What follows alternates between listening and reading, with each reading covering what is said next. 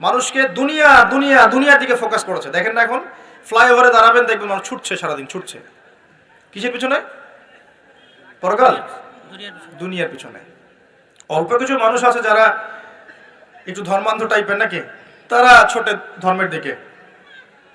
আরেকটা আছে 3 নাম্বার, এটা হলো চ্যালেঞ্জ, চ্যালেঞ্জ এগেইনস্ট রিলিজন, মানে ধর্মের বিরুদ্ধে চ্যালেঞ্জ উত্থাপন করা, যে ধর্মের এটা কেন, ধর্মের ওইটা কেন, হ্যাঁ মুসলিমদের মধ্যে পর্দা কেন, চুরি করলে চোরের হাত কেন কাটতে হবে, বর্বর একটা বিষয়।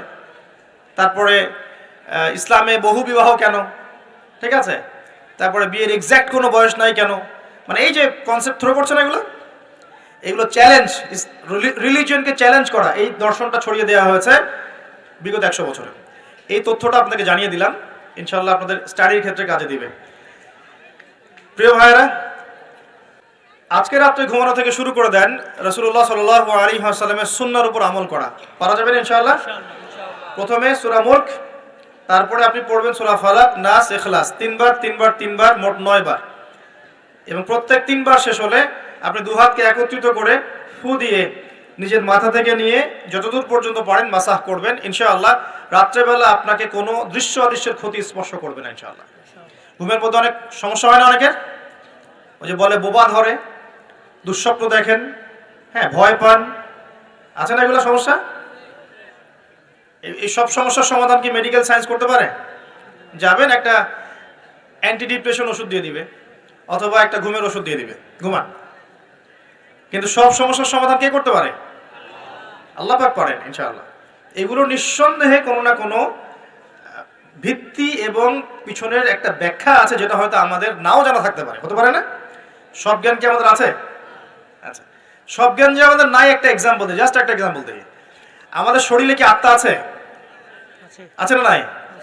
আত্মাকে কি কেউ দেখেছে কিনা? এটাকে কেউ টাচ করেছে কিনা? তা আত্মা কঠিন, তরল না বায়বীয়, কোনো জ্ঞান কারো আছে কিনা?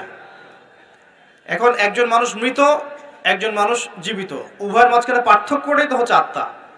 একজন মানুষ মৃত, তার মধ্যে আত্মাটা নাই, আর যে মানুষটা জীবিত তার মধ্যে কি আছে? রূহ বা আত্মা আছে। আল্লাহ পাক এই সম্পর্কে কি বলছেন? আল্লাহ বলছেন সূরা বনী ইসরাঈলে, ইয়াসআলুনাকা আনির রূহ, হে নবী তারা তোমাকে রূহ বা আত্মা সম্পর্কে জিজ্ঞেস করে। কুলির রূহু মিন আমরি রাব্বি, তুমি বলে দাও হে নবী, রূহ হচ্ছে তোমার রবের একটা আদেশ মাত্র। কি একটা আদেশ? আদেশে এসেছে, আদেশে চলে যাবে, কোনো কারণ লাগে নাকি? আমরা কারণ ব্যাখ্যা করতে চাই, এটাকে বলে কার্যকারণ তত্ত্ব। প্রত্যেকটা কাজের পিছনে একটা কারণ ব্যাখ্যা করি, হ্যাঁ এটা কেন হলো এই কারণে, এটা কেন হলো এই কারণে, এটাকে বলে কার্যকারণ তত্ত্ব। আল্লাহ পাকের হুকুমে মানুষ যে মারা যাচ্ছে, এর পিছনে কোনো কারণ লাগে নাকি? এই যে একটা মানুষ হাঁটছে হাঁটছে ডেড, এখন আমরা বলে দিলাম হৃদযন্ত্রের ক্রিয়া বন্ধ হয়ে মারা গেছে, এই তো, এই কথা তো। ক্রিয়াটা বন্ধ হলো কিভাবে? ভালোই তো ছিল, হঠাৎ করে কি হলো? কার হুকুমে হলো? এটা কোনো হুকুমদাতা নাই, এই কনসেপ্টটাই তো বিশ্বাস করছে না এখন। তো রূহ বলে কিছু একটা আছে না, এই রূহের কি ব্যাখ্যা আমি করতে পারবো? এই জ্ঞান কি আমার আছে? আল্লাহ বলছেন ওয়ামা উতিতু মিনাল ইলমি ইল্লা কলিলা, এই বিষয়ে তোমাদেরকে খুবই কম জ্ঞান দেওয়া হয়েছে, জ্ঞানই দেওয়া হয়নি এই বিষয়ে। জ্ঞান কে দেয়? আল্লাহ। নাকি সব জ্ঞান আমরা অ্যাচিভ করি? জ্ঞানতাত্ত্বিক দর্শন শোনেন, কিছু মানুষ বলেছে সুদীর্ঘকাল ধরে মানুষ বুদ্ধি থেকে জ্ঞান পায়। কি থেকে পায়? বুদ্ধি থেকে।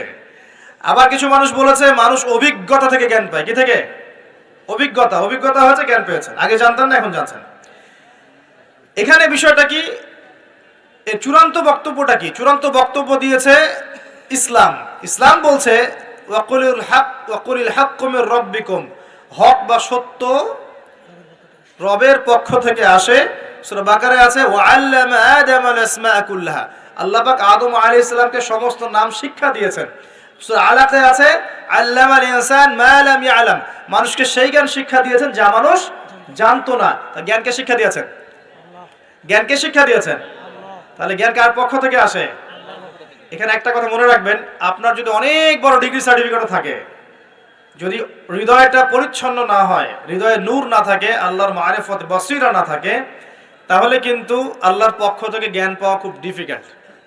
আপনি কাগজের কিছু জ্ঞান পেতে পারেন, তথ্য পেতে পারেন, ইনফরমেশন পেতে পারেন, প্রকৃত জ্ঞান পাওয়া খুব টাফ আছে। আল্লাহ পাক বোঝার তৌফিক দান করুন। সূরা ফালাক নাস ইখলাস পড়বেন, সূরা মুলক পড়বেন, ওযু করার কথা বলেছি। এর পাশাপাশি আপনি সূরা কাফিরুন পড়বেন। কোন সূরা? কাফিরুন। কোনটা বলেন তো? কাফিরুন। প্রথম লাইন কি? কুল ইয়া আইয়ুহাল কাফিরুন। মাশাআল্লাহ। আচ্ছা, এই সূরাটা ফজিলত আছে। যদি আপনি প্রত্যেক রাতে সূরা কাফিরুন পড়েন ঘুমানোর আগে, ইনশাআল্লাহ তাআলা আল্লাহ পাক আপনাকে আমাকে শিরকের পাপ থেকে বাঁচিয়ে রাখবেন ইনশাআল্লাহ। কিসের পাপ? শিরকের পাপ কি সবচেয়ে বড় পাপ না ছোট পাপ? বড় পাপ। একটা হাদিস বলে দেই, ইনশাআল্লাহ যথেষ্ট হবে। রাসূলুল্লাহ সাল্লাল্লাহু আলাইহি ওয়াসাল্লামকে আল্লাহ পাক একটা ওয়াদা করেছেন। কি ওয়াদা করেছেন?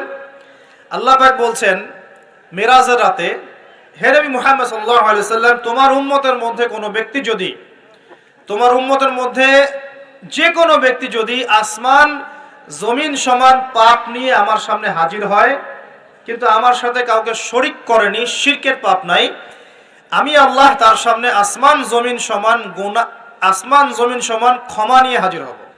কথা কি বুঝতে পারছেন? অনেক পাপ করেছেন আপনি, পাপের শেষ নাই, কিন্তু আপনি শিরকের পাপ করেন নাই। ইনশাআল্লাহ একদিন না একদিন আপনি জান্নাতে যাবেন ইনশাআল্লাহ। আল্লাহ পাক সমস্ত পাপ মাফ করতে পারেন, কোন পাপ ছাড়া? শিরক। হ্যাঁ, তওবা করলে এখনই মাফ করতে পারেন ইনশাআল্লাহ। তো এই শিরকের পাপ থেকে আপনাকে বাঁচাবে কোন সূরা? সূরা কাফিরুন। তেলাওয়াত করেন, দেখবেন শিরক আপনি চিনে ফেলবেন ইনশাআল্লাহ, সেখান থেকে আপনি দূরে থাকতে পারবেন ইনশাআল্লাহ। আর শিরক থেকে বাঁচার জন্য একটা কিতাব আমি সাজেস্ট করেছি অনেকবার, কিতাবুত তাওহীদ। কোন কিতাব? কিতাবুত তাওহীদের শারাহ বা ব্যাখ্যা আছে, অনেকগুলো প্রকাশনা থেকে বের হয়েছে, কিনতে পারেন। বাংলায় অনুবাদ করা আছে, বইটা পড়তে পারেন। তবে বইটা একটু কঠিন, অনেকে হয়তো বুঝতে পারবেন না সবকিছু। যেটাই বুঝবেন না, স্থানীয় বড় আলেম যিনি আছেন, হকপন্থী আলেম, তার কাছে গিয়ে জিজ্ঞাসা করবেন। একা একা পণ্ডিত হতে যাবেন না, একা একা পণ্ডিত হয়ে গেলে সমস্যা। ওই যে এক শ্রেণী বের হয়ে গেছে যে কোরআন মানলেই হবে, হাদিস মানার কোনো দরকার নেই, আছে না? হ্যাঁ, এই যে বেশি পণ্ডিত এখানে কোরআনের দলিলকে অগ্রাহ্য করলো। আল্লাহ যে বলছেন রাসূল যা দিয়েছেন নাও, তো রাসূলের দেওয়াগুলো পাবো কোথায়? রাসূল যা দিয়েছেন সেগুলো কি কোরআনে আছে নাকি? রাসূল যেগুলো দিয়েছেন ওগুলো কোথায় আছে? রাসূল যেগুলো থেকে নিষেধ করেছেন ওগুলো কোরআনে আছে নাকি? রাসূল যেগুলো নিষেধ করেছেন কোথায় আছে? তাহলে এই অংশটুকু বাদ দিয়ে কোরআন মানা যাবে নাকি? তার মানে হচ্ছে আমি কোরআনটাই তো মানলাম না, তাহলে আমি কোরআনটাই মানিনি আসলে। তো এই যে সমস্যা, নিজে বেশি পণ্ডিত হতে গেলে প্রবলেম আছে। ওলামায়ে কেরামের সাথে সম্পর্ক রাখতে হবে। আর কোন ওলামায়ে কেরামের সাথে সম্পর্ক রাখবেন? যাদের সকালের ফতোয়া দুপুরের একটা পিটানিতে রাত্রে চেঞ্জ হয়ে যায়। সকালে একটা ফতোয়া দিয়েছে, ওই ফতোয়া দেওয়ার কারণে দুপুরে একটা মাইর খাইছে, রাত্রেবেলা সেই ফতোয়া চেঞ্জ, হকপন্থী হয়ে গেল। এমন বহু আছে, মানে এমন কিছু মতাদর্শ নিয়ে চলে যেগুলো নিয়ে চললে জীবনে কোনো বাধা বিপত্তির অবকাশ নাই, সারা জীবন দাওয়াতি কাজ করেই যাবে, কেউ একটু শব্দও করবে না তার বিরুদ্ধে। রাসূলুল্লাহ সাল্লাল্লাহু আলাইহি ওয়াসাল্লামকে 23 বছরে এত মার খেতে হইলো কেন? তাহলে আমাকে একটা প্রশ্ন উত্তর দেন। লা ইলাহা ইল্লাল্লাহ এর দাওয়াত তো নবী সাল্লাল্লাহু আলাইহি ওয়াসাল্লামও দিয়েছেন, আর আমিও দিচ্ছি, আপনিও দিচ্ছেন। তো রাসূলুল্লাহ সাল্লাল্লাহু আলাইহি ওয়াসাল্লামের উপরে এত বাধা বিপত্তি নির্যাতন নিপীড়ন নেমে আসে, আর আপনার ঘরে এত এত এত অর্থ সম্পদ করিয়ে আসতেছে, ঘটনাটা কোথায়? তাহলে এই লা ইলাহা ইল্লাল্লাহ গুলোর মধ্যে নিশ্চয়ই পার্থক্য দেখা যাচ্ছে। কথা মানে বোঝেন না? যেই লা ইলাহা ইল্লাল্লাহ এর দাওয়াত দেওয়ার জন্য নবী সাল্লাল্লাহু আলাইহি ওয়াসাল্লামকে গালি খেতে হয়েছে 15টা। কয়টা বলেন? 15টা গালি খেতে হয়েছে। আর রাহিবুল মাকতুম বই পড়ে দেখেন, যেই লা ইলাহা ইল্লাল্লাহ এর দাওয়াত দেওয়ার কারণে রাসূলকে 16 বার হত্যা করার চেষ্টা করা হয়েছে। কতবার? পড়েন, সিরাতের বই পাবেন। মক্কা বিজয়ের সময় তাওয়াফ করার সময়ও তাকে হত্যার চেষ্টা করা হয়েছে। যেই লা ইলাহা ইল্লাল্লাহ দাওয়াত দেওয়ার জন্য নবী সাল্লাল্লাহু আলাইহি ওয়াসাল্লামের ঘাড়ে উটের নাড়ি ভুঁড়ি চাপিয়ে দেওয়া হয়েছে, দেশান্তরিত করা হয়েছে। তায়েফের মানুষ ইটপাটকেল নিক্ষেপ করেছে, রক্ত ঝরেছে। সেই একই লা ইলাহা ইল্লাল্লাহ এর দাওয়াত দেওয়ার পরে আমার ঘরে বিলিয়ন বিলিয়ন ডলার আসতেছে। সমস্যা কোথায়? তাহলে সমস্যা কোন জায়গায়? নিঃসন্দেহে উভয় লা ইলাহা ইল্লাল্লাহ এর মধ্যে পার্থক্য আছে। হ্যাঁ, আমি এমন লা ইলাহা ইল্লাল্লাহ এর দাওয়াত দিচ্ছি যে দাওয়াত দিলে কোনো সমস্যা নাই, আমি সব তরকারিতেই চলবো, পার পেয়ে যাবো ইনশাআল্লাহ। আর যদি হকপন্থী লা ইলাহা ইল্লাল্লাহ এর দাওয়াত দিতে যান তাহলে সমস্যা আছে। আল্লাহ রাব্বুল আলামিন আমাদেরকে সৎ কাজের আদেশের সাথে সাথে অসৎ কাজে নিষেধ করার তৌফিক দান করুন। আমিন। বিশ্বাস করেন নবী সাল্লাল্লাহু আলাইহি ওয়াসাল্লাম যদি সারা জীবন বলতেন সুবহানাল্লাহ পড়লে এত নেকি হয়, আলহামদুলিল্লাহ পড়লে এত নেকি হয়, আল্লাহু আকবার পড়লে এত নেকি হয়, কোনো সমস্যা হওয়ার কথা ছিল না। নবী সাল্লাল্লাহু আলাইহি ওয়াসাল্লামকে প্রস্তাব দেওয়া হচ্ছে, তুমি যে আল্লাহর ইবাদত করো সেই আল্লাহর ইবাদত আমরা করব, পাশাপাশি আমরা আমাদের লাত উজ্জা মানাতেরও ইবাদত করব। হবে কি? নবী সাল্লাল্লাহু আলাইহি ওয়াসাল্লাম বলছেন, জি না, হবে না। কুলু লা ইলাহা ইল্লাল্লাহ তুফলিহুন, লা ইলাহা ইল্লাল্লাহ বলে সমস্ত বাতিল ইলাহকে অ্যাভয়েড করতে হবে, এলিমিনেট করতে হবে, তারপর হবে মুসলিম। এখন আপনি 5 ওয়াক্ত নামাজও পড়বেন মাশাআল্লাহ, এদিকে সুদও খাবেন, আপনি রমজান মাসে সাওমও রাখবেন মাশাআল্লাহ, আপনি ঘুষও নেবেন, আপনি এদিকে দান সদকাও করবেন, আবার যাকাতও দিবেন না, এদিকে মাশাআল্লাহ আপনি তাহাজ্জুদ পড়বেন, পর্দা মানবেন না, হ্যাঁ, এদিকে আপনি তাসবিহ তাহলিল করছেন, হজ উমরা করছেন বছর বছর, এদিকে দুর্নীতিও করবেন, অন্যের সম্পদ আত্মসাৎও করবেন। এই লা ইলাহা ইল্লাল্লাহ তো আল্লাহর রাসূল শেখান নাই, শিখাইছেন নাকি? উদখুলু ফিস সিলমি কাফা মানে কি? তোমরা পরিপূর্ণরূপে ইসলামে কি করো? প্রবেশ করো। এখন ইসলামে পরিপূর্ণ প্রবেশ মানে কি? নামাজও পড়বেন, সুদও খাবেন, আর এদিকে রোজাও রাখবেন, ঘুষও খাবেন, এদিকে হজ উমরা করবেন, বোনের সম্পত্তি মেরে খাবেন। এগুলো কি লা ইলাহা ইল্লাল্লাহ শিক্ষা? মনে রাখবেন, লা ইলাহা ইল্লাল্লাহ এর হকপন্থী ওলামায়ে কেরাম যারা, সোহবতে গিয়ে পড়ে দিন শিখবেন ইনশাআল্লাহ। পারবেন না? এটা চেনার জন্য আপনাকে এত কষ্ট করতে হবে না, এত কষ্টের প্রয়োজন নাই। খালি দেখবেন যে কাদের দাওয়াতে বাধা বিপত্তি নেমে আসে আর কাদের আসে না, এতটুকু চোখ কান খোলা রাখলেই বুঝতে পারবেন ইনশাআল্লাহ আযজা ওয়া জাল্লা।